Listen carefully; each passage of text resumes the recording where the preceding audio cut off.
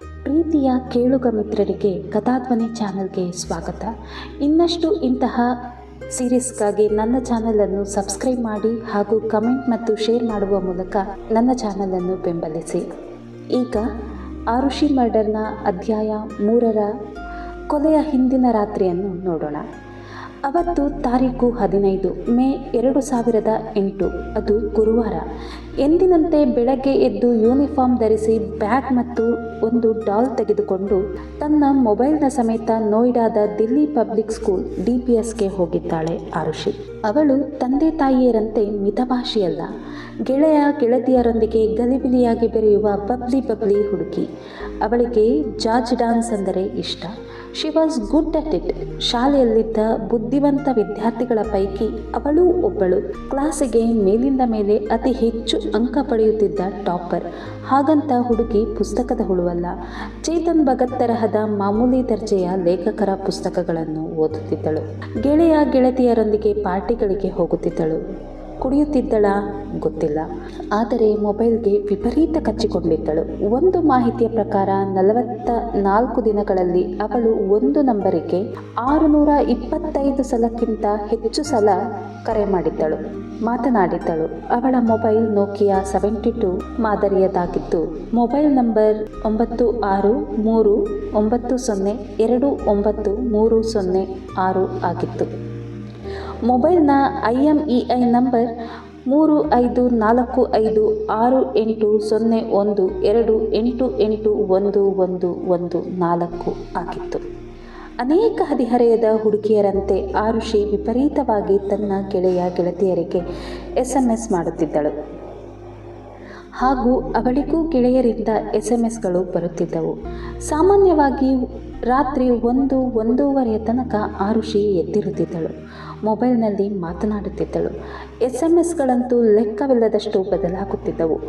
ಆರುಷಿಯ ಶವದ post mortem ವರದಿ ನೋಡುತ್ತಿದ್ದಂತೆಯೇ ಬೆಂಗಳೂರಿನ forensic ತಜ್ಞ ಡಾಕ್ಟರ್ ದೇವದಾಸ್ ಉದ್ಗರಿಸಿದ್ದೆಂದರೆ ಶಿ ವಾಸ್ ಓವರ್ ಗ್ರೋನ್. ವಯಸ್ಸಿಗಿಂತ ಹೆಚ್ಚು ಬೆಳೆದಿದ್ದಳು ಹುಡುಗಿ. ಅವರು ಹಾಗಂತ ಅಂದದ್ದು ಬೇರೊಂದು ವಿಷಯಕ್ಕೆ ಸಂಬಂಧಿಸಿದಂತೆ. ಏಕೆಂದರೆ 14 ತುಂಬಿ 15ಕ್ಕೆ ಬೀಳುವ ಹಂತದಲ್ಲಿದ್ದ ಆರೋಪಿಗೆ ಕೆಳ ವಸಡಿನಲ್ಲಿ 15 ಮತ್ತು ಮೇಲಿನ ವಸಡಿನಲ್ಲಿ 15 ಹಲ್ಲುಗಳು ಬಂದಿದ್ದವು. ಸಾಮಾನ್ಯವಾಗಿ ಆ ವಯಸ್ಸಿಗೆ 14 ಹಲ್ಲು ಬಂದಿರುತ್ತವೆ. ಉಳಿದ 4 ವಿಸ್ಡಮ್ ಟೀತ್ ನಂತರ ಬರುತ್ತವೆ. ಅದಿರಲಿ, ಸಾಧಾರಣ ಮೈಕಟ್ಟಿನ ಚಂದದ ಕಣ್ಣುಗಳ ಅಬೋಧ ಮುಖದ ಹುಡುಗಿ ಆರುಷಿ. ಮಾನಸಿಕವಾಗಿ ಹಾಗೂ ಲೌಕಿಕವಾಗಿ ತನ್ನ ವಯಸ್ಸಿಗಿಂತ ಜಾಸ್ತಿಯೇ ಬೆಳೆದಿದ್ದಳು. ಇಂಥ ಹುಡುಗಿಯ ಕೊಲೆಯ ಹಿಂದಿನ ದಿನ ಏನೇನಾಯಿತು ಎಂಬುದನ್ನು ಗಮನಿಸುವುದು ಇಂಟ್ರೆಸ್ಟಿಂಗ್. ಅವತ್ತು 15 ಮೇ 2008 ಗುರುವಾರ. ಶಾಲೆ ಮುಗಿದ ಮೇಲೆ DPSನಿಂದ ಬಂದವಳನ್ನು ತಮ್ಮ ಕಾರಿನಲ್ಲಿ ಪಿಕ್ ಮಾಡಿಕೊಂಡು ಮನೆಗೆ ಕರೆತಂದದ್ದು ಆರುಷಿಯ ತಾಯಿ ಡಾಕ್ಟರ್ ನೂಪುರ್ ತಲವಾರ್. ಆಗ ಸಮಯ ಮಧ್ಯಾಹ್ನದ 1:30. ಆಗ ಮನೆಯಲ್ಲಿ ಹೇಮರಾಜ್ ಇದ್ದ. ಅಡುಗೆ ಮಾಡುತ್ತಿದ್ದ. ಊಟಕ್ಕೆ ಕೂಡುವ ವೇಳೆಗೆ ಸರಿಯಾಗಿ ಡಾಕ್ಟರ್ ರಾಜೇಶ್ ತಲವಾರರ ಅಣ್ಣ ಡಾಕ್ಟರ್ ದಿನೇಶ್ ತಲವಾರರ ಪತ್ನಿ ಡಾಕ್ಟರ್ ವಂದನಾ ಜಲ್ವಾಯು ವಿಹಾರ್ನ L32 ನಂಬರಿನ ಮನೆಗೆ ಬಂದಿದ್ದರು. ಹೇಮರಾಜ್ ಬಡಿಸಿದ್ದನ್ನು 3 ಜನ ಊಟ ಮಾಡಿದರು. ಸುಮಾರು 3:30ರಿಂದ 4 ಗಂಟೆಯ ತನಕ ತಾಯಿ ಮಗಳೊಂದಿಗೆ ಇದ್ದ ಡಾಕ್ಟರ್ ವಂದನಾ ಅನಂತರ ಹೊರಟು ಹೋದರು. ಅವರು ಕೂಡ ಶಾಲೆಯಿಂದ ಮಗನನ್ನು ಪಿಕ್ ಮಾಡಿ ಮನೆಗೆ ಬಿಟ್ಟು ತಮ್ಮ ಕ್ಲಿನಿಕ್ಗೆ ಹೋಗಬೇಕಿತ್ತು. ಆಕೆ ಹೋದ ತುಸು ಹೊತ್ತಿಗೆ ಡಾಕ್ಟರ್ ನೂಪುರ್ ಕೂಡ ತಮ್ಮ ಕ್ಲಿನಿಕ್ಗೆ ಹೋದರು. ಆಕೆ ಹೋದ ಮೇಲೆ ಮನೆಯಲ್ಲಿ ಇದ್ದುದು ಹೇಮರಾಜ್ ಮತ್ತು ಆರುಷಿ ಮಾತ್ರ. ಆದರೆ ಡಾಕ್ಟರ್ ನೂಪುರ್ ಇಡೀ ಸಂಜೆ 7:30 ಸುಮಾರಿಗೆ ಹಿಂತಿರುಗಿದರು. ರಾತ್ರಿ 9:30ಕ್ಕೆ ಡಾಕ್ಟರ್ ರಾಜೇಶ್ ತಲವಾರ್ ದಿನದ ಕೆಲಸ ಮುಗಿಸಿ ಹಿಂತಿರುಗುವ ತನಕ ಮನೆಯಲ್ಲಿ ಹೇಮರಾಜ್, ಡಾಕ್ಟರ್ ನೂಪುರ್ ಮತ್ತು ಆರುಷಿ ಮಾತ್ರ ಇದ್ದರು. ಹಾಗೆ ಡಾಕ್ಟರ್ ರಾಜೇಶ್ ತಲವಾರ್ರನ್ನು ಮನೆಯ ಬಳಿ ಇಳಿಸಿ ಅದೇ ಅಪಾರ್ಟ್ಮೆಂಟ್ನಲ್ಲಿರುವ ಚಿಟ್ನೀಸ್ ಕುಟುಂಬಕ್ಕೆ ಸೇರಿದ ನೂಪುರ್ಳ ತಂದೆ ತಾಯಿ. ಪಾರ್ಕಿಂಗ್ನಲ್ಲಿ ಸ್ಯಾಂಟ್ರೋ ಕಾರ್ ಪಾರ್ಕ್ ಮಾಡಿದ್ದ ಉಮೇಶ್ ಶರ್ಮಾ ಕಾರಿನ ಚಾವಿ ಕೊಟ್ಟು ಹೋಗಲು ಮರಳಿ ಬಂದಾಗ ಅವನಿಗೆ ಮೊದಲು ಕಾಣಿಸಿದ್ದು ಡಾಕ್ಟರ್ ನೂಪುರ್, ಆರುಷಿ ಮತ್ತು ಹೇಮರಾಜ್. ಅಷ್ಟರಲ್ಲಿ ಬೆಡ್ರೂಮ್ನಿಂದ ಹೊರಬಂದದ್ದು ಡಾಕ್ಟರ್ ರಾಜೇಶ್ ತಲವಾರ್. ಅದರರ್ಥ ಆರುಷಿ ಮತ್ತು ಹೇಮರಾಜ್ರನ್ನು ಜೀವಂತವಾಗಿ ಕಡೆಯ ಬಾರಿಗೆ ನೋಡಿದ ಹೊರಗಿನ ಮನುಷ್ಯ, ಔಟ್ಸೈಡರ್ ಅಂದರೆ ಅದು ಡ್ರೈವರ್ ಉಮೇಶ್ ಶರ್ಮಾ. ಇದನ್ನು ನ್ಯಾಯಾಲಯದ ಭಾಷೆಯಲ್ಲಿ ಲಾಸ್ಟ್ ಸೀನ್ ಥಿಯರಿ ಅನ್ನುತ್ತಾರೆ. ಈ ಬಗ್ಗೆ ವಿಸ್ತೃತ ಚರ್ಚೆ ನಡೆದಿದೆ. ಮತ್ತೆ ಆ ವಿಷಯಕ್ಕೆ ಬರುತ್ತೇನೆ. ವಿಶೇಷವೆಂದರೆ ಅವತ್ತೇ 15 ಮೇ 2008ರಂದು ಡಾಕ್ಟರ್ ತಲವಾರರ ಮನೆಗೆ ಒಂದು ಕೊರಿಯರ್ ಬಂದಿತ್ತು. ಅದನ್ನು ಸಹಿ ಮಾಡಿ ತೆಗೆದುಕೊಂಡಿದ್ದವನು ಆಳು ಹೇಮರಾಜ್. ಒಳಗಿನ ತಮ್ಮ ಬೆಡ್ರೂಮ್ಗೆ ಹೋಗಿ ಕೊರಿಯರ್ನಲ್ಲಿ ಬಂದ ಪ್ಯಾಕೆಟ್ ಬಿಚ್ಚಿ ನೋಡಿದ ಡಾಕ್ಟರ್ ರಾಜೇಶ್ ತಲವಾರ್ ತಮ್ಮ ಪತ್ನಿಯನ್ನು ಕರೆದು ಹೇಳಿದರು, ನೋಡು, ಮಗುವಿನ ಬರ್ತ್ಡೇಗೆ ಇನ್ನೊಂದೇ ವಾರ ಬಾಕಿ ಇದೆ. ಮೇ 24ಕ್ಕೆ ಅವಳ ಜನ್ಮದಿನ. ಅವತ್ತಿಗೆ ಉಡುಗೊರೆಯಾಗಿ ಕೊಡಲೆಂದು ನಾನೇ 4 ದಿನಗಳಿಗೆ ಮುಂಚೆ ನೆಟ್ನ ಮೂಲಕ ಈ ಡಿಜಿಟಲ್ ಕ್ಯಾಮರಾ ತರಿಸಿದ್ದೇನೆ. ಅವತ್ತು ಅವಳಿಗಿದನ್ನು ಕೊಡೋಣ. ಆ ಮಾತಿಗೆ ಡಾಕ್ಟರ್ ನೂಪುರ್ ಯಾಕೆ ಹಾಗೆ ಉತ್ತರಿಸಿದರೋ ಗೊತ್ತಿಲ್ಲ. ಮುಂದೆ ಆ ಸಾಧಾರಣ ಸಂಗತಿಯೇ ತಮ್ಮಿಬ್ಬರ ಕೊರಳಿಗೆ ಉರುಳಾದೀತು ಎಂಬುದು ಆಕೆಗೆ ತಾನೇ ಏನು ಗೊತ್ತು. ಹುಟ್ಟುಹಬ್ಬವಿನ್ನೂ 8 ದಿನದಷ್ಟು ದೂರವಿದೆ. ಅಲ್ಲಿಯ ತನಕ ಕಾಯಿಸುವುದೇಕೆ? ಇವತ್ತೇ ಕೊಟ್ಟು ಬಿಡೋಣ, ಹುಡುಗಿ ಖುಷಿಪಡುತ್ತಾಳೆ. ಲೆಟ್ಸ್ ಗಿವ್ ಇಟ್ ನಾವ್ ಅಂದುಬಿಟ್ಟರು. ಯಾವ ಅಗೋಚರ ದೇವತೆ ತಥಾಸ್ತು ಅಂದಿತೋ.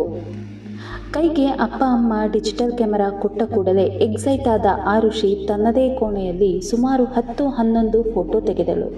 ಅವುಗಳಲ್ಲಿ ಅಪ್ಪ ಅಮ್ಮ ದಾಖಲಾದರು, ಅವಳೂ ದಾಖಲಾದಳು. ಜೊತೆಗೆ ಅವಳ ಕೋಣೆಯ ಆಟಿಕೆಗಳ ಹಾಸಿಗೆಯ ಚಾದರದ ಚಿತ್ರಗಳೂ ದಾಖಲಾದವು. ವಿಶೇಷವೆಂದರೆ ಆರುಷಿಯ ಗೋಡೆ ಗಡಿಯಾರವು ಆ ಫೋಟೋಗಳಲ್ಲಿ ದಾಖಲಾಯಿತು.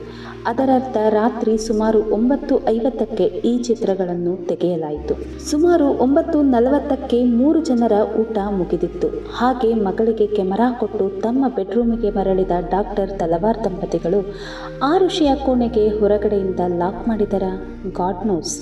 ಆಗಲೇ ಹೇಳಿದಂತೆ ದಂಪತಿಗಳ ಕೋಣೆಯ ಪಕ್ಕದಲ್ಲೇ ಆರುಷಿಯ ಕೋಣೆ ಇದೆ. ಎರಡರ ಮಧ್ಯೆ ಸಿಬಿಐ ಪೊಲೀಸರ ಪ್ರಕಾರ ಕೇವಲ ಕಟ್ಟಿಗೆಯ ಗೋಡೆಗೆ, ಆದರೆ ತಲವಾರ್ ದಂಪತಿಗಳ ಪ್ರಕಾರ ಅದು ಇಟ್ಟಿಗೆಯ ಗೋಡೆಯೇ. ಅದರ ಬಣ್ಣ ಕಿತ್ತು ಹೋಗಿದ್ದುದರಿಂದ ಕಾರ್ಪೆಂಟರ್ನ ಸಲಹೆ ಮೇರೆಗೆ ಅದಕ್ಕೆ ಕಟ್ಟಿಗೆಯ ಕವಚದಂತಹದನ್ನು ಹೊಡೆಸಿ ವುಡನ್ ಪ್ಯಾನಲಿಂಗ್ ಮಾಡಲಾಗಿತ್ತು. ಸಾಮಾನ್ಯವಾಗಿ ಬೆಳೆದ ಮಗಳನ್ನು ದಂಪತಿಗಳು ತಮ್ಮ ಪಕ್ಕ ಮಲಗಿಸಿಕೊಳ್ಳುವುದಿಲ್ಲ. ಪ್ರತ್ಯೇಕ ಕೋಣೆ ನೀಡಿದಾಗ ಮನೆಯಲ್ಲಿ ಬೇರೆ ಗಂಡಸು ಇದ್ದ ಪಕ್ಷದಲ್ಲಿ ಅವಳ ಕೋಣೆಗೆ ಕ್ಲಿಕ್ ಶಟ್ ಡೌನ್ ಪದ್ಧತಿಯ ಬೀಗ ಮಾಡಿಸುತ್ತಾರೆ. ಬಾಗಿಲು ಹಾಕಿಕೊಂಡರೆ ಮತ್ತು ಒಳಗಿನಿಂದ ಒಂದು ಗುಂಡಿ ಅದುಮಿದರೆ ಅದನ್ನು ಹೊರಗಿನಿಂದ ತಳ್ಳಿ ನಾಬ್ ತಿರುಗಿಸಿ ತೆರೆಯಲಾಗುವುದಿಲ್ಲ. ತೆರೆಯಬೇಕೆಂದರೆ ಹೊರಗಿನ ವ್ಯಕ್ತಿಯ ಬಳಿ ಕೋಣೆಯ ಆ ಕ್ಲಿಕ್ ಶಟ್ ಲಾಕ್ನ ಬೀಗದ ಕೈ ಇರಲೇಬೇಕು. ಅವತ್ತು ಕೊಲೆಯ ಹಿಂದಿನ ರಾತ್ರಿ ಆರುಷಿಯನ್ನು ಕೋಣೆಯಲ್ಲಿ ಬಿಟ್ಟು ತಮ್ಮ ಕೋಣೆಗೆ ಹೋದ ದಂಪತಿಗಳು ತಕ್ಷಣ ಮಲಗಿದಂತೆ ಕಾಣದು. ಏಕೆಂದರೆ ರಾತ್ರಿ 11:30ಯ ಸುಮಾರಿಗೆ ಡಾಕ್ಟರ್ ರಾಜೇಶ್ ತಲವಾರ್ ತಮ್ಮ ಪತ್ನಿಗೆ ಹೇಳುತ್ತಾರೆ, ಆರುಷಿಯ ಕೋಣೆಯಲ್ಲಿರುವ ಇಂಟರ್ನೆಟ್ನ ರೂಟರ್ ಆನ್ ಮಾಡಿ ಬಾ. ಎದ್ದು ಆರುಷಿಯ ಕೋಣೆಗೆ ಹೋಗುವ ನೂಪುರ್ ಬೀಗದ ಕೈ ಬಳಸಿ ಅವಳ ಕೋಣೆ ಹೊಕ್ಕರ ಗೊತ್ತಿಲ್ಲ. ಕೋಣೆಗೆ ಹೋದಾಗ ಆರುಷಿ ಚೇತನ್ ಭಗತ್ ಬರೆದ 3 ಮಿಸ್ಟೇಕ್ಸ್ ಆಫ್ ಮೈ ಲೈಫ್ ಪುಸ್ತಕ ಓದುತ್ತಿದ್ದಳು. ರೂಟರ್ ಆನ್ ಮಾಡಿ ತಮ್ಮ ಕೋಣೆಗೆ ಹಿಂತಿರುಗಿದ ನೂಪರ್ ಮಗಳ ಕೋಣೆಯನ್ನು ಹೊರಗಿನಿಂದ ಮಾತ್ರ ತೆರೆಯುವ ರೀತಿಯಲ್ಲಿ ಲಾಕ್ ಮಾಡಿಕೊಂಡು ಬಂದರ ಗೊತ್ತಿಲ್ಲ. ಸಾಕ್ಷ್ಯಾಧಾರದ ಪ್ರಕಾರ ಡಾಕ್ಟರ್ ರಾಜೇಶ್ ತಲವಾರ್ ಮೇ 15-16ರ ಮಧ್ಯರಾತ್ರಿ 12:08 ತನಕ ಇಂಟರ್ನೆಟ್ಗೆ ಲಾಗಿನ್ ಆಗಿ ಲ್ಯಾಪ್ಟಾಪ್ನಲ್ಲಿ ಕೆಲಸ ಮಾಡುತ್ತಿದ್ದರು. ಈ ಮಧ್ಯೆ ಲ್ಯಾಂಡ್ ಫೋನ್ಗೆ ಒಂದು ಅಂತಾರಾಷ್ಟ್ರೀಯ ಕರೆ ಬಂದಿತ್ತು. ಅದನ್ನು ಡಾಕ್ಟರ್ ತಲವಾರ್ ಸ್ವೀಕರಿಸಿದ್ದರು. ಅದರರ್ಥ ಲ್ಯಾಂಡ್ ಫೋನ್ನ ರಿಂಗರ್ ಆನ್ ಆಗಿತ್ತು. ಲ್ಯಾಂಡ್ ಫೋನ್ ತಲವಾರ್ ದಂಪತಿಗಳ ಕೋಣೆಯಲ್ಲಿಯೇ ಇತ್ತು. ಆದರೆ ಆರುಷಿಯ ಬೆಸ್ಟ್ ಫ್ರೆಂಡ್ ಅನ್ಮೋಲ್ ರಾತ್ರಿ 12ಕ್ಕೆ ಆರುಷಿಯ ಮೊಬೈಲ್ಗೆ ಕರೆ ಮಾಡಲು ನೋಡಿದ. ವಿಚಿತ್ರವೆಂಬಂತೆ ಅದು ಆಫ್ ಆಗಿತ್ತು. ಅವಳು ಸಾಮಾನ್ಯವಾಗಿ 1 ಗಂಟೆಯ ನಂತರವೂ ಗೆಳತಿಯರೊಂದಿಗೆ ಹರಟುತ್ತಿದ್ದಳು. ಅವತ್ತು ಅನ್ಮೋಲ್ ಕಳಿಸಿದ SMS ಕೂಡ ರಿಸೀವ್ ಆಗಿಲ್ಲ. ನೂಪುರ್ ತಲವಾರ್ ಆನ್ ಮಾಡಿ ಬಂದ ರೂಟರ್ ಮೇ 15-16 ರಾತ್ರಿ ಬಿಟ್ಟು ಬಿಡದೆ ಕೆಲಸ ಮಾಡಿದೆ. ಸಾಮಾನ್ಯವಾಗಿ ಒಂದು ಲ್ಯಾಪ್ಟಾಪ್ ಅಥವಾ ಕಂಪ್ಯೂಟರ್ನೊಂದಿಗೆ ರೂಟರ್ ಅಥವಾ ಮಾಡೆಮ್ನ ಸಂಪರ್ಕ ಸಾಧಿಸಿದ ತಕ್ಷಣ ಅವು ಜಗತ್ತಿನ ಎಲ್ಲ ಕಂಪ್ಯೂಟರ್ಗಳಿಗೂ ತೆರೆದುಕೊಳ್ಳುತ್ತವೆ. ಅದು ಇಂಟರ್ನೆಟ್ ಜಗತ್ತು. ಪ್ರತಿ ಮನೆಗೂ ಒಂದು ರೂಟರ್ ಇರುತ್ತದೆ. ಅದು ಆ ಮನೆಯ ಕಂಪ್ಯೂಟರ್ ಅಥವಾ ಲ್ಯಾಪ್ಟಾಪನ್ನು ಸರ್ವಿಸ್ ಪ್ರೊವೈಡರ್ಗೆ ಕನೆಕ್ಟ್ ಮಾಡುತ್ತದೆ. ಕೆಲವು ಸಲ ರೂಟರ್ ಇಂತಿಷ್ಟು ಗಂಟೆಗಳ ನಂತರ ತಂತಾನೇ ಆಫ್ ಆಗುವ ಮತ್ತು ತಂತಾನೇ ಆನ್ ಆಗುವ ಯಾಂತ್ರಿಕ ವ್ಯವಸ್ಥೆಯನ್ನು ಮಾಡಲಾಗಿರುತ್ತದೆ. ಗಮನಿಸಬೇಕಾದ ಅಂಶವೆಂದರೆ ಇಂಥ ರೂಟರ್ನ ಕನೆಕ್ಟ್ ಮಾಡಿಕೊಳ್ಳುವುದಕ್ಕೆ ಪ್ರತಿ ಮನೆಯವರು ಒಂದು ಪಾಸ್ವರ್ಡ್ ಇಟ್ಟುಕೊಂಡಿರುತ್ತಾರೆ. ಆದರೆ ಜಗತ್ತಿನಲ್ಲಿ 80% ಜನ ಪಾಸ್ವರ್ಡ್ ಇಟ್ಟುಕೊಂಡಿರುವುದಿಲ್ಲ. ಹೀಗಾಗಿ ಅಕ್ಕಪಕ್ಕದ ಮನೆಯವರೂ ಕೂಡ ಈ ರೂಟರ್ನ ಮೂಲಕ ತಮ್ಮ ಕಂಪ್ಯೂಟರ್ಗಳಲ್ಲಿ ಕೆಲಸ ಮಾಡಿಕೊಳ್ಳುತ್ತಿರುತ್ತಾರೆ. ರೂಟರ್ನ ಬಳಕೆ ಎಷ್ಟೇ ಆದರೂ ಅದರ ಫೀ ನಿಗದಿತವಾಗಿರುತ್ತದಾದ್ದರಿಂದ ನಮ್ಮ ಮನೆಯ ರೂಟರ್ ಮೂಲಕ ಪಕ್ಕದ ಮನೆಯವರು ಕೆಲಸ ಮಾಡುತ್ತಿದ್ದರೂ ನಾವು ತಕರಾರು ಮಾಡುವುದಿಲ್ಲ. ಹೀಗಾಗಿ ಡಾಕ್ಟರ್ ತಲವಾರ್ 12 ಗಂಟೆ 8 ನಿಮಿಷದವರೆಗೆ ಲಾಗಿನ್ ಆದರೂ ಅದೆಷ್ಟು ಹೊತ್ತಿನ ತನಕ ತಮ್ಮ ಲ್ಯಾಪ್ಟಾಪ್ನಲ್ಲಿ ಕೆಲಸ ಮಾಡುತ್ತಿದ್ದರು ಎಂಬುದು ನಿಗದಿಯಾಗುವುದಿಲ್ಲ. ಇದರಲ್ಲಿ ನಿಗದಿಯಾಗುವ ಅಂಶ ಒಂದೇ. ದಂಪತಿಗಳು ಹೇಳುವಂತೆ ಅವರು ಮೇ 15ರ ರಾತ್ರಿ 11:30ಕ್ಕಂತೂ ನಿದ್ರಿಸಿಲ್ಲ. 12 ಗಂಟೆಯ ನಂತರವೂ ಅವರಲ್ಲಿ ಒಬ್ಬರು ಎಚ್ಚರವಿದ್ದಾರೆ. ಎಚ್ಚರವಾಗಿದ್ದ ಮಾತ್ರಕ್ಕೆ ಅವರೇ ತಮ್ಮ ಮಗಳ ಕೊಲೆ ಮಾಡಿದರಾ? ಅದು ಪ್ರಶ್ನೆ. ಅವತ್ತು ರಾತ್ರಿ ಒಂದು ಕ್ಷಣಕ್ಕೂ ನೋಯ್ಡಾದಲ್ಲಿ ವಿದ್ಯುತ್ ವ್ಯತ್ಯಯವಾಗಿರಲಿಲ್ಲ, ಶಟ್ ಡೌನ್ ಆಗಿರಲಿಲ್ಲ ಅಥವಾ ಕರೆಂಟ್ ಹೋಗಿರಲಿಲ್ಲ ಎಂಬುದಾಗಿ ವಿದ್ಯುತ್ ಸರಬರಾಜು ಮಂಡಳಿಯ ಉನ್ನತ ಅಧಿಕಾರಿ ತಮ್ಮ ಲಾಗ್ಬುಕ್ನ ಆಧಾರ ತೋರಿಸಿ ಸಾಕ್ಷ್ಯ ನುಡಿದಿದ್ದಾರೆ. ಕೊಲೆಯ ಹಿಂದಿನ ರಾತ್ರಿಯ ಇನ್ನೊಂದು ಗಮನಾರ್ಹ ಸಂಗತಿಯೆಂದರೆ ಅವತ್ತು ಎಂದಿನಂತೆ ಹೇಮರಾಜ್ ಏಕಾಂಗಿಯಾಗಿ ತನ್ನ ಕೋಣೆಯಲ್ಲಿ ಮಲಗಿದ್ದ. ತಲವಾರ್ ದಂಪತಿಗಳ ಕೋಣೆಯಲ್ಲಿ ಹಳೆಯ ಕಾಲದ ಏರ್ ಕಂಡೀಷನರ್ ಶಬ್ದ ಮಾಡಿಕೊಂಡು ಕೆಲಸ ಮಾಡುತ್ತಿತ್ತು. ಆರುಷಿಯ ಕೋಣೆಯಲ್ಲಿ ಈಗಿನ ಮನೆಗಳಲ್ಲೆಲ್ಲ ಬಳಸುವ ಸ್ಪ್ಲಿಟ್ ಏರ್ ಕಂಡೀಷನರ್ ಕೆಲಸ ಮಾಡುತ್ತಿತ್ತು. ಮೇಲಿನ ಟೆರೆಸ್ನ ಬಾಗಿಲು ಹಾಕಿದ್ದು ಒಳಗಿನಿಂದ ಅದಕ್ಕೆ ಬೀಗ ಹಾಕಲಾಗಿತ್ತು. ಪ್ರವೇಶ ದ್ವಾರದ ಒಂದು ಕಬ್ಬಿಣದ ಸರಳಿನ ಬಾಗಿಲು, ಮರದ ಬಾಗಿಲು ಮತ್ತು ಕಬ್ಬಿಣದ ಸಣ್ಣ ರಂಧ್ರಗಳಿರುವ ಮೆಷ್ನ ಬಾಗಿಲು, ಹೀಗೆ 3 ಬಾಗಿಲುಗಳು ಹಾಕಲ್ಪಟ್ಟಿದ್ದವು. ಅದರರ್ಥ ಆ ಮುಚ್ಚಿದ ಸುಭದ್ರ ಮನೆಯಲ್ಲಿ 4 ಜೀವಗಳು ಬೆಚ್ಚಗೆ ಮಲಗಿದ್ದವು. ಕೊಲೆಯ ಹಿಂದಿನ ರಾತ್ರಿ ಕಳೆದು ಹಗಲು ಮೂಡಿದಾಗ ಉದ್ಭವವಾದ ಪ್ರಶ್ನೆಗಳೇ ಬೇರೆ. ಮುಂದಿನ ಅಧ್ಯಾಯ ಬಾಗಿಲು ಬಡಿದಳು ಭಾರತಿ ಮಂಡಲ್. ಅದು ಆಕೆಯ ನಿಯಮ. ಬೆಳಗ್ಗೆ ಕರಾರುವಕ್ಕಾಗಿ 6 ಗಂಟೆಗೆ ಬಂದು ತಲವಾರ್ ದಂಪತಿಗಳ L32 ನಂಬರಿನ ಮನೆಯ ಕಾಲಿಂಗ್ ಬೆಲ್ ಒತ್ತುತ್ತಾಳೆ. ಆಕೆ ಕೆಲಸಕ್ಕೆ ಪ್ರತಿನಿತ್ಯ ಬರುವ ಕೆಲಸದ ಆಳು. ಸಾಮಾನ್ಯವಾಗಿ ಮೊದಲ ಬಾರಿಗೆ ಬೆಲ್ ಶಬ್ದ ಕೇಳಿದ ಕೂಡಲೇ ಹೇಮರಾಜ್ ತನ್ನ ಕೋಣೆಯಿಂದ ಹೊರಬಂದು 3 ಕದ ಬಿಚ್ಚುವುದು ರೂಢಿ. 2 ಬಾರಿ ಭಾರತಿ ಬೆಲ್ ಅದುಮಿದಾಗಲೂ ಯಾರೂ ಬಾಗಿಲು ತೆರೆಯುವುದಿಲ್ಲ. ಬದಲಿಗೆ ಕೊಂಚ ಹೊತ್ತಿಗೆ ತಮ್ಮ ಬೆಡ್ರೂಮಿನಿಂದ ನೈಟ್ ಗೌನ್ ಧರಿಸಿಕೊಂಡು ಹೊರಬರುವ ಡಾಕ್ಟರ್ ನೂಪುರ್ ತಲವಾರ್, ಹೇಮರಾಜ್ ಬಾಗಿಲು ತೆಗೆಯಲಿಲ್ಲವಾ? ಇಲ್ಲೇ ಹಾಲು ತರಲಿಕ್ಕೆ ಮದರ್ ಡೈರಿಗೆ ಹೋಗಿರುತ್ತಾನೆ, ಇರು ಅನ್ನುತ್ತಾರೆ. ಅವನಿಗಾಗಿ ಕಾಯುವುದೇಕೆ? ನೀವು ಒಳಗಿನಿಂದ ಬಾಗಿಲು ತೆರೆಯಿರಿ, ನಾನು ಬರುತ್ತೇನೆ ಅಂತ ಭಾರತಿ ಮಂಡಲ್ ಅಂದಾಗ ಡಾಕ್ಟರ್ ನೂಪುರ್ ತಮ್ಮ ಮನೆಯ ಲ್ಯಾಂಡ್ ಫೋನ್ನಿಂದ 012043163888 ಹೇಮರಾಜ್ ಬಳಸುತ್ತಿದ್ದ ಡಾಕ್ಟರ್ ರಾಜೇಶ್ ತಲವಾರ್ ಹೆಸರಿನಲ್ಲೇ ಇರುವ ಮೊಬೈಲ್ ನಂಬರ್ 9213151485 ಇದಕ್ಕೆ ಫೋನ್ ಮಾಡಿ ಅವನು ಎಲ್ಲಿದ್ದಾನೆ ಎಂದು ತಿಳಿದುಕೊಳ್ಳುವ ಪ್ರಯತ್ನ ಮಾಡುತ್ತಾಳೆ. ಆದರೆ ಹೇಮರಾಜ್ ತನ್ನ ಫೋನ್ ರಿಸೀವ್ ಮಾಡಿ ಏನೂ ಮಾತನಾಡದೆ ಕೆಲವು ಸೆಕೆಂಡ್ಗಳ ಬಳಿಕ ಕಟ್ ಮಾಡುತ್ತಾನೆ. ಸರಿ, ನೀನು ಮೆಟ್ಟಿಲಿಳಿದು ಕೆಳಗಡೆ ಹೋಗು, ನಾನು ಬಾಲ್ಕನಿಯಿಂದ ಡೂಪ್ಲಿಕೇಟ್ ಬೀಗದ ಕೈ ಎಸೆಯುತ್ತೇನೆ, ಹೊರಗಿನಿಂದ ಬಾಗಿಲ ಬೀಗ ತೆಗೆದು ಒಳಕ್ಕೆ ಬರುವೆಯಂತೆ ಎಂದು ಭಾರತಿಗೆ ಹೇಳುತ್ತಾರೆ ಡಾಕ್ಟರ್ ನೂಪುರ್ ತಲವಾರ್. ಅದರಂತೆಯೇ ಭಾರತಿ ಮೆಟ್ಟಿಲಿಳಿದು ಹೋಗುತ್ತಾಳೆ. ನೂಪುರ್ ಬಾಲ್ಕನಿಯಲ್ಲಿ ನಿಂತು ಡೂಪ್ಲಿಕೇಟ್ ಬೀಗದ ಕೈ ಎಸೆಯುತ್ತಾರೆ. ಮೆಟ್ಟಿಲು ಹತ್ತಿ ಬರುವ ಭಾರತಿಗೆ ಹೇಮರಾಜ್ ಹೊರಗಿನಿಂದ ಬೀಗ ಹಾಕಿರಲಿಲ್ಲ. ಮುಂದಿನ ಸರಳಿನ ಬಾಗಿಲು ಸುಮ್ಮನೆ ಚಿಲುಕ ಹಾಕಿಕೊಂಡು ಹೋಗಿದ್ದಾನೆ. ನೀನು ಒಳಗೆ ಬಾ ಅನ್ನುತ್ತಾರೆ. ಭಾರತಿ ಒಳಗೆ ಬಂದ ಕೆಲವೇ ಕ್ಷಣಗಳಲ್ಲಿ ಡಾಕ್ಟರ್ ನೂಪುರ್ ಆರುಷಿಯ ಕೋಣೆಯ ಕದದ ಮುಂದೆ ನಿಂತು, ಭಾರತಿ ನೋಡು, ಹೇಮರಾಜ್ ಏನ್ ಮಾಡಿ ಹೋಗಿದ್ದಾನೆ ಎಂದು ಕಿರುಚುತ್ತಾರೆ. ಅದೇ ಹೊತ್ತಿಗೆ ಒಂದು ಹಾಫ್ ಪ್ಯಾಂಟ್ ಮತ್ತು ಕೆಂಪು ಟೀ ಶರ್ಟ್ ಧರಿಸಿದ ಡಾಕ್ಟರ್ ರಾಜೇಶ್ ತಲವಾರ್ ತಮ್ಮ ಕೋಣೆಯಿಂದ ಹೊರಬಂದು ಹೇಮರಾಜ್ ಹೇಮರಾಜ್ ಎಂದು ಬಡಬಡಿಸತೊಡಗುತ್ತಾರೆ. ಮನೆಗೆಲಸದ ಹೆಣ್ಣು ಮಗಳು ಭಾರತಿ ಮಂಡಲ್ ಕೋಣೆಯೊಳಕ್ಕೆ ಹೋಗಿ ನೋಡಿದಾಗ 14 ತುಂಬಲಿದ್ದ ಮುದ್ದು ಹುಡುಗಿ ಆರುಷಿಯ ಶವ ಮಂಚದ ಮೇಲೆ ಮಲಗಿತ್ತು. ಅವಳ ಕತ್ತು ಕುಯ್ಯಲಾಗಿತ್ತು. ಮೈಮೇಲೆ ಪ್ಯಾನಲ್ ಬಟ್ಟೆಯ ಬಿಳಿ ಚಾದರವನ್ನು ಹೊದಿಸಲಾಗಿತ್ತು. ಶವವನ್ನು ನೋಡಿದ ಕೂಡಲೇ ಗಾಬರಿಯಾದ ಭಾರತಿ ಅಕ್ಕಪಕ್ಕದ ಮನೆಗಳಿಗೆ ಓಡಿ ಆರುಷಿಯ ಕೊಲೆಯಾಗಿರುವ ಸಂಗತಿಯನ್ನು ತಿಳಿಸಿದಳು. ಅನಂತರ ಶುರುವಾದದ್ದೇ ಸುಮಾರು 5 ವರ್ಷಗಳ ತನಿಖಾ ನಾಟಕ ಪ್ರಸಂಗ. ಆರುಷಿಯ ಶವ ಅವಳ ಕೋಣೆಯಲ್ಲಿರುವಾಗಲೇ ಅದನ್ನು ಅಲ್ಲೇ ಬಿಟ್ಟು ಪಕ್ಕದ ತಮ್ಮ ಕೋಣೆಗೆ ಹೋಗಿ ಡಾಕ್ಟರ್ ರಾಜೇಶ್ ತಲವಾರ್ ಕೆಲವು ಫೋನ್ಗಳನ್ನು ಮಾಡುತ್ತಾರೆ. ಆ ಮನೆಗೆ ಮೊಟ್ಟ ಮೊದಲಿಗೆ ಬಂದವರೆಂದರೆ ಡಾಕ್ಟರ್ ನೂಪುರ್ಳ ತಂದೆ ಬಾಲಚಂದ್ರ ಚಿಟ್ನೀಸ್ ಮತ್ತು ಲತಾ ಚಿಟ್ನೀಸ್ ಎಂಬ ವೃದ್ಧ ದಂಪತಿಗಳು. ಅನಂತರ ಧಾವಿಸಿ ಬಂದದ್ದು ಡಾಕ್ಟರ್ ರಾಜೇಶ್ರ ಹಿರಿಯ ಅಣ್ಣ ಡಾಕ್ಟರ್ ದಿನೇಶ್ ತಲವಾರ್. ಅದಾದ ಮೇಲೆ ಪುನೀಶ್ ರಾಯ್ ಟಂಡನ್ ಎಂಬುವವರು ಬರುತ್ತಾರೆ. ಅವರು ಅದೇ ನೋಯ್ಡಾದ ಸೆಕ್ಟರ್ 25ರ ಜಲ್ವಾಯು ವಿಹಾರ್ನ ಸೆಕ್ಯೂರಿಟಿ ಮುಖ್ಯಸ್ಥ ವೀರೇಂದ್ರ ಸಿಂಗ್ನನ್ನು ಕರೆದು ತಕ್ಷಣ ಪೊಲೀಸರಿಗೆ ವಿಷಯ ತಿಳಿಸುವಂತೆ ಹೇಳುತ್ತಾರೆ.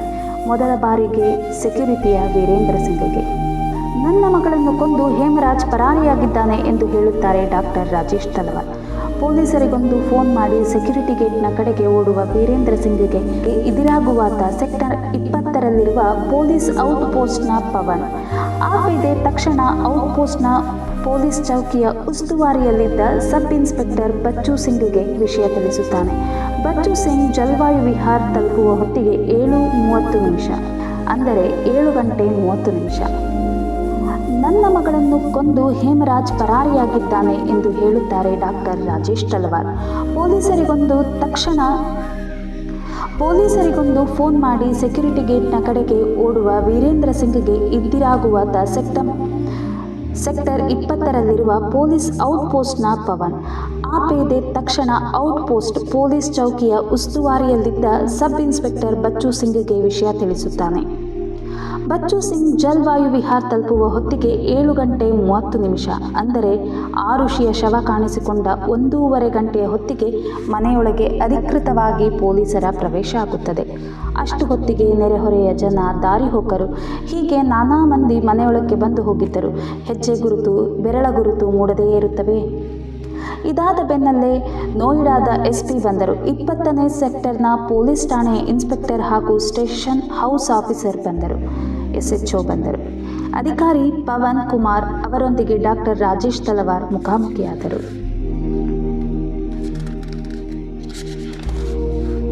ಸಾಮಾನ್ಯವಾಗಿ ಇಂಥ ಸಂದರ್ಭದಲ್ಲಿ ಕೊಲೆಯಾದವರ ಅತಿ ಹತ್ತಿರದ ಬಂಧುಗಳೇ ಪೊಲೀಸರಿಗೆ ದೂರು ಕೊಡಬೇಕಾಗುತ್ತದೆ.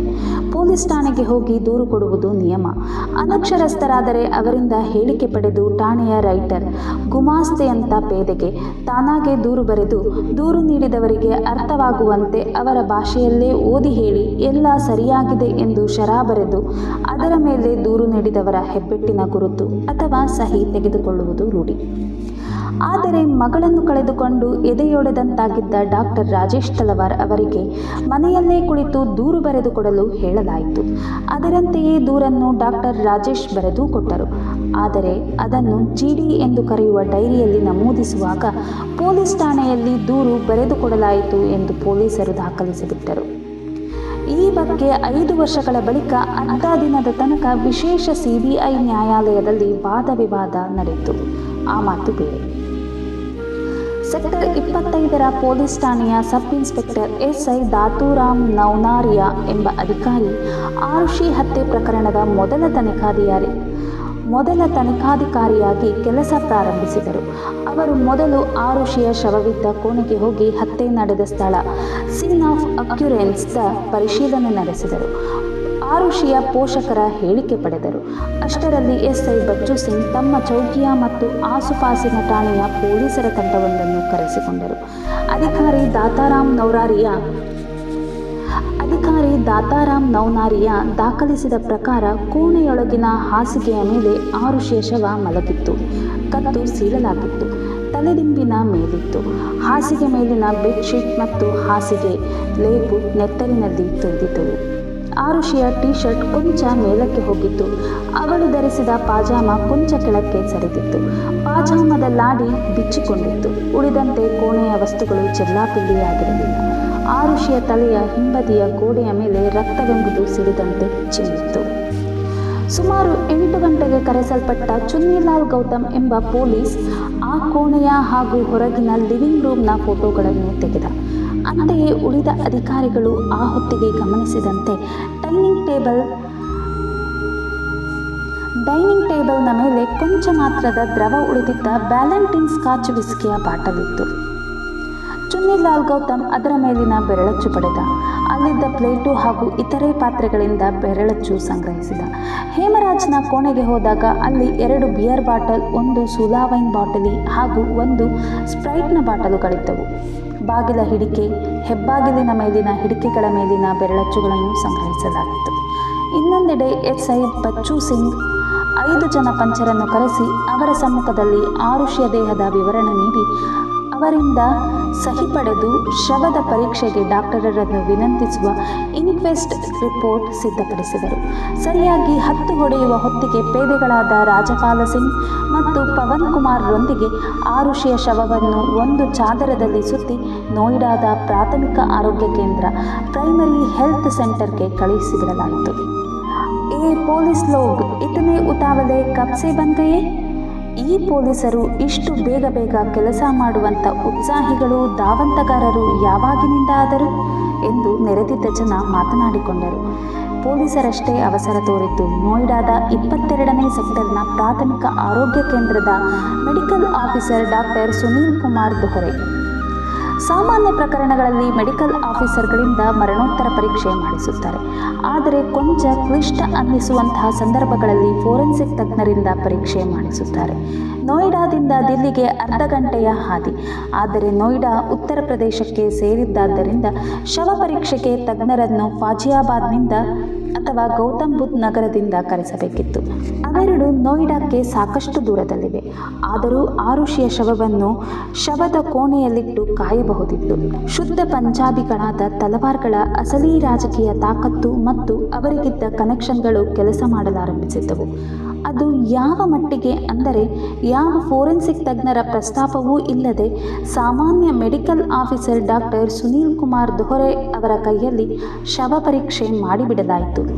ಅದು ಏನು, ಬೆಳಗ್ಗೆ 10 ಗಂಟೆಗೆ ಬಂದ ಶವವನ್ನು 12 ಗಂಟೆ ಹೊತ್ತಿಗೆಲ್ಲ ಪೋಸ್ಟ್ಮಾರ್ಟಮ್ ಟೇಬಲ್ಗೆ ಎಳೆದುಕೊಂಡು 1:15 ಹೊತ್ತಿಗೆ ಎಲ್ಲ ಕತೆ ಮುಗಿದೇ ಹೋಯಿತು ಎಂಬಂತೆ ಮರಣೋತ್ತರ ಪರೀಕ್ಷೆ ಮುಗಿಸಿಯೇ ಬಿಟ್ಟರು ಡಾಕ್ಟರ್ ದೊಹರೆ. ಅಷ್ಟಾದರೂ ಬೆವರಾಗಿ ಮರಣೋತ್ತರ ಪರೀಕ್ಷೆಯ ವರದಿಯನ್ನು ಡಾಕ್ಟರ್ ದೊಹರೆ ಬರೆದಿದ್ದರು.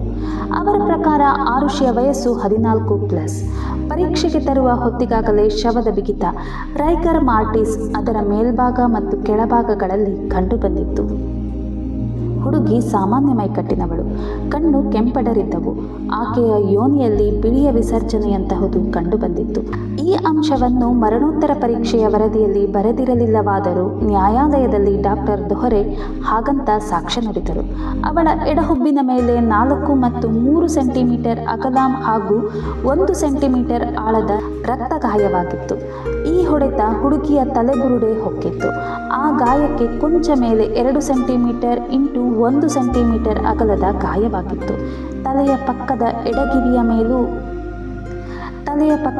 ಎಡಗಿವಿಯ ಮೇಲುಭಾಗದಲ್ಲಿ 8 ಇಂಟು 2 ಸೆಂಟಿಮೀಟರ್ ಅಳತೆಯ ಬಲವಾದ ಗಾಯವಾಗಿತ್ತು.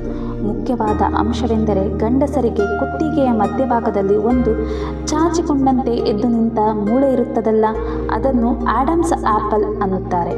ಅದು ನಿಜಕ್ಕೂ ಮೂಳೆಯಲ್ಲ, ಮೂಳೆಗಿಂತ ಮೃದುವಾದ ಕಾರ್ಟಿಲೇಜ್. ಆ ತರಹದ್ದು ಆಡಮ್ಸ್ ಆಪಲ್ನಂತೆ ಉಬುಕಿಕೊಂಡಿರದಿದ್ದರೂ ಹೆಂಗಸರಿಗೂ ಕಾರ್ಟಿಲೇಜ್ ಇರುತ್ತದೆ.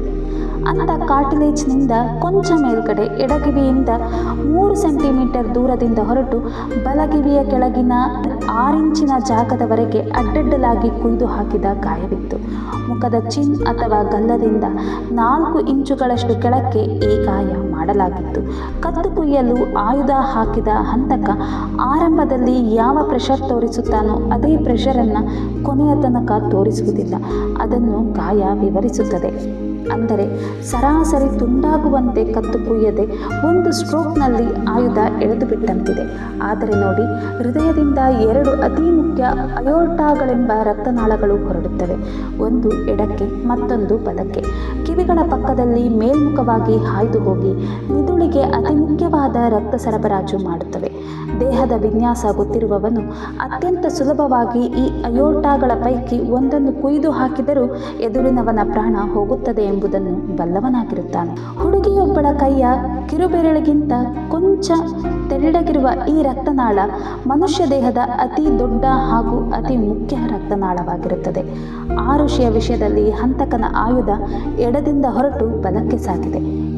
ಎಡದಲ್ಲಿ ಗಾಯ ಆಳವಾಗಿದ್ದು ಬಲದಲ್ಲಿ ಅದರ ಆಳ ತೀವ್ರತೆ ಕ್ಷೀಣಿಸಿದೆ. ಆರುಷಿಗೆ ಆದ ಈ ಗಾಯ 14 ಸೆಂಟಿಮೀಟರ್ ಇಂಟು 6 ಸೆಂಟಿಮೀಟರ್ನಷ್ಟು ಉದ್ದವಾಗಿತ್ತು. ಉಳಿದಂತೆ ಶವದ ಬುರುಡೆ ಬಿಚ್ಚಿ ನೋಡಿದಾಗ ಆರುಷಿಯ ತಲೆಬುರುಡೆಯ ಎಡಭಾಗದಲ್ಲಿ at the roof of the skull ಒಂದು ಬಲವಾದ ಫ್ರ್ಯಾಕ್ಚರ್ ಆಗಿತ್ತು. ಮಿದುಳಿನ ಸುತ್ತ ರಕ್ತಸ್ರಾವವಾಗಿದ್ದು ಊತ ಕಂಡುಬಂದಿತ್ತು. ಈ ಊತ ಮೊದಲು ಹೇಳಿದ ತಲೆಯ ಪಕ್ಕದ ಭಾಗದಲ್ಲಿ ಕಾಣಿಸಿಕೊಂಡಿತ್ತು. ಬಹುಶಃ ಮೊದಲು ಬಿದ್ದ ಹೊಡೆತದಿಂದಾಗಿ ಇಂತಹುದೇ ಊತ ಬುರುಡೆಯೊಳಗಿನ ಬಲಭಾಗದಲ್ಲೂ ಇತ್ತು. ಆರುಷಿಯ ಉಸಿರನಾಳ ಟ್ರಾಶಿಯಾ ಸಂಪೂರ್ಣವಾಗಿ ತುಂಡಾಗಿತ್ತು. ಅವಳ ಹೃದಯದ ಕವಾಟಗಳಲ್ಲಿ ರಕ್ತ ಉಳಿದಿರಲಿಲ್ಲ. ಶ್ವಾಸಕೋಶಗಳು ಮಾತ್ರ ಸಾಮಾನ್ಯ ಸ್ಥಿತಿಯಲ್ಲಿದ್ದವು ಎಂದು ಡಾಕ್ಟರ್ ದೊಹರೆ ಶರಾ ಬರೆಯುತ್ತಾರೆ. ಇಲ್ಲಿ ಗಮನಿಸಬೇಕಾದ ಅಂಶವೆಂದರೆ ಆರುಷಿಯ ಮರಣ 12ರಿಂದ 18 ಗಂಟೆಗಳ ಮಧ್ಯೆ, ಅಂದರೆ ಶವ ಪರೀಕ್ಷೆಗೆ 12ರಿಂದ 18 ಗಂಟೆಗಳ ಹಿಂದೆ ಸಂಭವಿಸಿದೆ. ಅದಕ್ಕೆ ಕಾರಣ ತೀವ್ರವಾದ ಗಾಯಗಳು ಮತ್ತು ರಕ್ತಸ್ರಾವ ಎಂದು ಡಾಕ್ಟರ್ ದೊಹರೆ ಬರೆಯುತ್ತಾರೆ. ಫೋರೆನ್ಸಿಕ್ ವೈದ್ಯರು ಈ ವ್ಯಕ್ತಿ ಸತ್ತು ಎಷ್ಟು ಗಂಟೆಗಳಾದವು ಎಂದು ತೀರ್ಮಾನಿಸಲಿಕ್ಕೆ ಬಳಸುವ ವಿಧಾನಗಳ ಪೈಕಿ ಶವದ ಹೊಟ್ಟೆಯಲ್ಲಿನ ಆಹಾರದ ಸ್ಥಿತಿಗತಿಯನ್ನು ಗಮನಿಸುವುದು ಒಂದು ವಿಧಾನ. ಆರುಷಿಯ ಹೊಟ್ಟೆಯಲ್ಲಿ ಅರ್ಧ ಜೀರ್ಣವಾದ ಆಹಾರವಿತ್ತು ಅಂತ ಡಾಕ್ಟರ್ ದೊಹರೆ ಬರೆಯುತ್ತಾರೆ. ಆದರೆ ನಿಖರವಾಗಿ ಎಷ್ಟು ಆಹಾರ ಜೀರ್ಣವಾಗದೆ ಉಳಿದಿತ್ತು ಎಂದು ಬರೆಯುವುದಿಲ್ಲ. ಏಕೆಂದರೆ ಅವರು ಫೋರೆನ್ಸಿಕ್ ಶಾಸ್ತ್ರ ಓದಿಕೊಂಡ ವೈದ್ಯರಲ್ಲ. ನೋಡಿ, ಹೊಟ್ಟೆ ಎನ್ನುವುದು ಆಹಾರದ ವಿಷಯದಲ್ಲಿ ಒಂದು ಪ್ಲಾಟ್ಫಾರ್ಮ್ನಂತಹದು. ಅದೊಂದು ಟ್ರಾನ್ಸಿಟ್ ಪಾಯಿಂಟ್. ಯಾವ ಆಹಾರವೂ ಹೊಟ್ಟೆಯಲ್ಲಿ ಉಳಿಯುವುದಿಲ್ಲ. ಮನುಷ್ಯ ತಿಂದದ್ದು ಹೊಟ್ಟೆ ಸೇರಿ ಅನಂತರ ಸ್ವಲ್ಪವಾಗಿ ಸಣ್ಣ ಕರುಳಿನೊಳಕ್ಕೆ ತಳ್ಳಲ್ಪಡುತ್ತದೆ. ಉದಾಹರಣೆಗೆ ಆರುಷಿ 400 ಗ್ರಾಂನಷ್ಟು ಆಹಾರ ಸೇವಿಸಿದ್ದರೆ ಅದು ಕರುಳು ಸೇರಿ ಹೊಟ್ಟೆ ಪೂರ್ತಿಯಾಗಿ ಖಾಲಿಯಾಗುವುದಕ್ಕೆ 4 ತಾಸು ಹಿಡಿಯುತ್ತದೆ. ಅಂದರೆ ಅವಳು 8 ಗಂಟೆಗೆ ಊಟ ಮಾಡಿದ್ದರೆ 12 ಗಂಟೆಯ ಹೊತ್ತಿಗೆ ಹೊಟ್ಟೆ ಬರಿದಾಗಿ ಆಹಾರ ಕರುಳು ಸೇರಬೇಕಾಗಿತ್ತು. ಅರ್ಧ ಉಳಿದಿತ್ತು ಅಂದರೆ ಊಟವಾದ 2-2.5 ತಾಸುಗಳಿಗೆ ಕೊಲೆಯಾಗಿದ್ದಾಳೆ ಅಂತ ಆಗುತ್ತದೆ. ಅಂದರೆ ತಿಂದ ಆಹಾರ ಎಂತಹುದು ಎಂಬ ಜಿಜ್ಞಾಸೆಯೇ ಬೇರೆ ತೆರನಾದದ್ದು. ಶಾಕಾಹಾರ ಬೇಗ ಅರಗುತ್ತದೆ. ಮಾಂಸಾಹಾರವಾದರೆ ಹೊಟ್ಟೆ ಬರಿದಾಗಲಿಕ್ಕೆ 6 ತಾಸು ಬೇಕಾಗುತ್ತದೆ. ಆರುಷಿಯ ಹೊಟ್ಟೆಯಲ್ಲಿನ್ನೂ ಆಹಾರ ಉಳಿದಿತ್ತು ಅನ್ನುವುದಾದರೆ ಅವಳು ಊಟ ಮಾಡಿದ ನಂತರ 4 ತಾಸಿನ ಒಳಗಾಗಿಯೇ ಕೊಲೆಯಾಗಿದ್ದಾಳೆ ಎಂಬ ತೀರ್ಮಾನಕ್ಕೆ ಬರಬೇಕಾಗುತ್ತದೆ. ಹೀಗಾಗಿ ಡಾಕ್ಟರ್ ದೊಹರೆ 12ರಿಂದ 18 ಗಂಟೆಯೊಳಗಾಗಿ ಕೊಲೆಯಾಗಿದ್ದಾಳೆ ಅಂತ ತೀರ್ಪು ನೀಡುವುದು ಅಸಂಬದ್ಧವಾಗುತ್ತದೆ. ಅದಾದ ಮೇಲೆ ಡಾಕ್ಟರ್ ದೊಹರೆ ಆರುಷಿಯ ಗುಪ್ತಾಂಗದಿಂದ ವ್ಯಾಜಿನಲ್ ಸ್ಲ್ಯಾಬ್ಸ್ ಸಂಗ್ರಹಿಸಲಾಯಿತು ಎಂದು ಬರೆಯುತ್ತಾರೆ. ಇದಕ್ಕೆ ಮುನ್ನ ವ್ಯಾಜಿನಲ್ ಸ್ವಾಬ್ಸ್ ತೆಗೆದುಕೊಳ್ಳಬೇಕು. ಸಾಮಾನ್ಯವಾಗಿ ಕಿವಿಯೊಳಗಿನ ಕಸ ಗುಗ್ಗೆ ತೆಗೆಯಲು ಹತ್ತಿ ಸುತ್ತಿದ ಕಡ್ಡಿಗಳನ್ನು ಬಳಸುತ್ತೀವಲ್ಲ, ಅಂಥ ಬಡ್ಸ್ಗಳನ್ನು ಮೃತಳ ಗುಪ್ತಾಂಗದೊಳಗೆ ಪ್ರವೇಶಪಡಿಸಿ ಅದರೊಳಗಿನ ದ್ರವಾಂಶವನ್ನು ಶೇಖರಿಸಿ ಅದನ್ನೇ ಸುಮಾರು 3 ಸೆಂಟಿಮೀಟರ್ ಇಂಟು 1 ಸೆಂಟಿಮೀಟರ್ ಅಳತೆಯ ಗಾಜಿನ ಹಲಗೆಗಳ ಮೇಲೆ ಸ್ಲೈಡ್ಗಳ ಮೇಲೆ ಸವರಿ ಹರಡಿ ಸರಿಯಾದ ರೀತಿಯಲ್ಲಿ ಸಂಗ್ರಹಿಸಿ ನಿಗದಿತ ನಿಯಮಗಳ ಪ್ರಕಾರ ಪ್ಯಾಕ್ ಮಾಡಿ ವಿಧಿವಿಜ್ಞಾನ ಪ್ರಯೋಗಾಲಯ ಅಥವಾ ಫಾರೆನ್ಸಿಕ್ ಲ್ಯಾಬೊರೇಟರಿಗೆ ಕಳುಹಿಸಬೇಕಾಗುತ್ತದೆ. ಇಲ್ಲಿ ಗಾಜಿನ ಸ್ಲೈಡ್ಗಳಾದರೆ ಅವುಗಳ ಮೇಲೆ ಗಂಡಸಿನ ವೀರ್ಯಾಣುಗಳಿವೆಯಾ ಎಂದು ಪರೀಕ್ಷಿಸಲಿಕ್ಕಾಗಿ ಪೆಥಾಲಜಿ ವಿಭಾಗಕ್ಕೆ ಕಳಿಸಬೇಕಾಗುತ್ತದೆ. ಹತ್ತಿ ಸುತ್ತಿದ ಕಡ್ಡಿಯಂತಹ ಸ್ವ್ಯಾಬ್ಗಳನ್ನು ವಿಧಿವಿಜ್ಞಾನ ಪ್ರಯೋಗಾಲಯ FSLಗೆ ಕಳಿಸಿ ಇದು ನಿಜಕ್ಕೂ ಗಂಡಸಿನ ವೀರ್ಯವೇನಾ ಎಂದು ಖಚಿತಪಡಿಸಿಕೊಳ್ಳಬೇಕಾಗುತ್ತದೆ. ಪ್ರಕೃತಿಯ ವೈಚಿತ್ರ್ಯ ನೋಡಿ, ಕೆಲವರಿಗೆ ವೀರ್ಯವಿರುತ್ತದೆ ಆದರೆ ವೀರ್ಯಾಣುಗಳಿರುವುದಿಲ್ಲ. ಕೆಲವರು ಮೈಥುನ ನಡೆಸುತ್ತಾರೆ ಆದರೆ ಅವರಿಗೆ ಸ್ಖಲನವಾಗುವುದೇ ಇಲ್ಲ. ವಿಪರೀತ ಅವಸರ, ಟೆನ್ಷನ್ ಮುಂತಾದವುಗಳಾದಾಗ ಅವರು ಸ್ತ್ರೀಯ ದೇಹದೊಳಕ್ಕೆ ದ್ರವಿಸುವ ಬದಲು ಆಕೆಯ ಗುಪ್ತಾಂಗದ ಮೇಲೆ ಅಥವಾ ಅದರ ಆಸುಪಾಸಿನಲ್ಲಿ ಕೆಲವೊಮ್ಮೆ ಬಟ್ಟೆಗಳ ಮೇಲೆ ದ್ರವಿಸಿಬಿಡುತ್ತಾರೆ. ಆರುಷಿಯ ದೇಹದ ಮೇಲೆ, ಅದರಲ್ಲೂ ಗುಪ್ತಾಂಗದ ಮೂಲಕ ಆದ ಬಿಳಿಯ ವಿಸರ್ಜನೆ ಗಂಡಸಿನ ವೀರ್ಯದ್ದ? ಈ ಪ್ರಶ್ನೆಗೆ ನಿಖರ ಉತ್ತರ ಸಿಕ್ಕಿಲ್ಲ. ಏಕೆಂದರೆ ಡಾಕ್ಟರ್ ದೊಹರೆ ಕಳಿಸಿದ್ದರೆನ್ನಲಾದ ಸ್ಲೈಡ್ಗಳಿಗೂ ಆರುಷಿಯ DNA ಸಂಬಂಧವೇ ಇಲ್ಲ ಎಂದು ಹೈದರಾಬಾದ್ನ ಪ್ರಖ್ಯಾತ ಲ್ಯಾಬೊರೇಟರಿ ವರದಿ ನೀಡಿದೆ. ಹಾಗಾದರೆ ಈ ಬಿಳಿ ದ್ರವ ಯಾವುದು? ಸಾಮಾನ್ಯವಾಗಿ ಗಂಡಸು ಸುಖದ ಕ್ರೀಡೆಯ ಅಂತ್ಯ ತಲುಪಿದಾಗ ಸ್ಖಲಿಸಿದಂತೆಯೇ ಸ್ತ್ರೀ ಕೂಡ ಚರಮಸೀಮೆ ತಲುಪಿದಾಗ ಕೊಂಚ ಮಟ್ಟಿಗಿನ ವಿಸರ್ಜನೆಗೆ ಒಳಗಾಗಬಹುದು. ಮತ್ತೆ ಕೆಲ ಬಾರಿ ಆಕೆಯ ಋತುಚಕ್ರದ ಅವಧಿ ಸಮೀಪಿಸಿದಾಗ ಈ ತೆರನಾದ ಬಿಳಿಯ ದ್ರವ ಅತ್ಯಂತ ಕಡಿಮೆ ಪ್ರಮಾಣದಲ್ಲಿ ವಿಸರ್ಜನೆಗೊಳ್ಳಬಹುದು. ಮತ್ತೆ ಕೆಲ ಬಾರಿ ಗುಪ್ತಾಂಗದಲ್ಲಿ ಸೋಂಕುಗಳಾದಾಗಲೂ ಈ ಬಿಳಿಯ ವಿಸರ್ಜನೆ ಕಾಣಿಸಿಕೊಳ್ಳಬಹುದು. ಆದರೆ ಅದು ತುಂಬ ದುರ್ವಾಸನೆಯಿಂದ ಕೂಡಿದ್ದು ಸುಮ್ಮನೆ ಪಕ್ಕದಲ್ಲಿ ಕುಳಿತವರಿಗೇನೇ ಅಸಹ್ಯ ಉಂಟು ಮಾಡಿರುತ್ತದೆ. ಆರುಷಿಯ ವಿಷಯದಲ್ಲಿ ಸೋಂಕು ಉಂಟಾಗಿರುವ ಸಾಧ್ಯತೆ ಇಲ್ಲ. ಕೆಲವು ಬಾರಿ ಕ್ರೀಡೆ ಮುಗಿದ ಅನತಿ ಹೊತ್ತಿನ ನಂತರವೂ ಸ್ತ್ರೀಯ ಗುಪ್ತಾಂಗದಿಂದ ಪುರುಷನ ವಿಸರ್ಜನೆ ಹೊರಬಿದ್ದು ಬಿಡಬಹುದು. ಆರುಷಿಯ ವಿಷಯದಲ್ಲಿ ಈ ಕುರಿತಂತೆ ಕೇವಲ ಗೊಂದಲಗಳಿವೆಯೇ ಹೊರತು ಇದಂ ನಿತ್ತಂ ಎಂಬಂಥ ತೀರ್ಮಾನಕ್ಕೆ ಯಾರೂ ಬರಲಾಗಿಲ್ಲ. ಆದರೆ ಡಾಕ್ಟರ್ ದೊಹರೆ CBI ವಿಶೇಷ ನ್ಯಾಯಾಲಯದಲ್ಲಿ ಆರುಷಿಯ ಕನ್ಯತ್ವ, ಕನ್ಯಾಪುರೆ ಅಥವಾ ಗುಪ್ತಾಂಗದ ಸ್ಥಿತಿಗತಿಗಳ ಬಗ್ಗೆ ಎಂಥವರೂ ದಂಗು ಬಡಿಯುವಂತಹ ಸಾಕ್ಷ್ಯ ನೀಡುತ್ತಾರೆ. ಅಷ್ಟು ಚಿಕ್ಕ ಹುಡುಗಿಗೆ ಹಾಗೆಲ್ಲ ಅನುಭವವಾಗಿತ್ತಾ ಎಂದು ಎಂಥವರಿಗೂ ಆಶ್ಚರ್ಯವಾಗುತ್ತದೆ. ಆರುಷಿಯ ಕನ್ಯಾಪುರೆ ಎಂದೋ ಛಿದ್ರಗೊಂಡಿದ್ದು ಅದರ ಗಾಯ ಮಾಯ್ದು ಅದು ಹರಿದು ಹೋಗಿತ್ತು ಎಂಬ ಆಘಾತಕರ ಹೇಳಿಕೆ ನೀಡುತ್ತಾರೆ. ಅದರರ್ಥ 14 ವರ್ಷದ ಆರುಷಿ ನಿರಂತರ ಲೈಂಗಿಕ ಚಟುವಟಿಕೆಗೆ ಈಡಾಗಿದ್ದಳು, ಸ್ವಪ್ರೇರಣೆಯಿಂದ ತೊಡಗಿಕೊಂಡಿದ್ದಳು ಮತ್ತು she was used to regular sex ಎಂಬ ಅಂಶ ಸಾಬೀತಾಗುತ್ತದೆ. ಇದೆಲ್ಲದರ ಬಗ್ಗೆ ಮುಂದೆ ವಿಸ್ತೃತವಾಗಿ ಚರ್ಚಿಸುತ್ತೇನೆ. ಪ್ರೀತಿಯ ಕೇಳುಗ ಮಿತ್ರರೇ, ಸಾಕಷ್ಟು ಜನ ಆಡಿಯೋವನ್ನು ಕೇಳುತ್ತೀರಿ ಹಾಗೂ ಬೆಂಬಲಿಸದೆ ಮುಂದುವರಿಯುತ್ತಿರ್ತೀರಿ. ದಯವಿಟ್ಟು ಹಾಗೆ ಮಾಡದೆ ಆಡಿಯೋ ಕೇಳಿ ಸಬ್ಸ್ಕ್ರೈಬ್ ಮಾಡಿ. ಇದರಿಂದಾಗಿ ಮುಂದೆ ನಾನು ಬಿಡುಗಡೆಯಾಗುವಂತಹ ಮುಂದಿನ ವಿಡಿಯೋಗಳ ನೋಟಿಫಿಕೇಷನ್ ಮೊದಲು ನಿಮಗೇ ತಲುಪುತ್ತದೆ. ಇದರಿಂದಾಗಿ ನನಗೂ ಬೆಂಬಲಿಸಿದಂತಾಗುತ್ತದೆ. ಧನ್ಯವಾದಗಳು.